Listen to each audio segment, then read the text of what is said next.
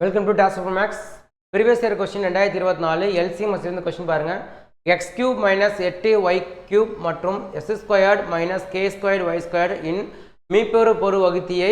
அப்போ இந்த ரெண்டு நம்பருக்கும் மீப்பெரு பொது வைத்துன்ற ரெண்டு ஈக்குவேஷனுக்கு என்ன சொல்லாங்க, எக்ஸ் பிளஸ் ஒய்ன்னு வருதான். அப்போ கேயின் மதிப்பை காண்கன்றாங்க. சரிங்களா, பாருங்க ஃபர்ஸ்ட் என்ன பண்ணும், ஃபார்முலா மாதிரி இருக்கா, என்ன ஃபார்முலா மாதிரி இருக்கு, a cube minus B cube இந்த ஃபார்முலாவில் இருக்கா.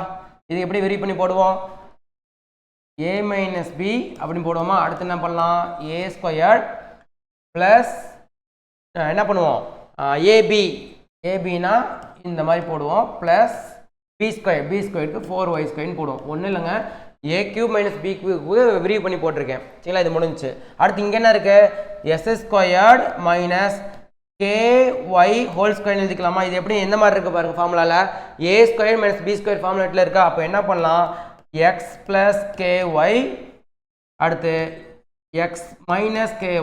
சரிங்களா, ரெண்டுமே விரி பண்ணி எழுதியிருக்கோம்.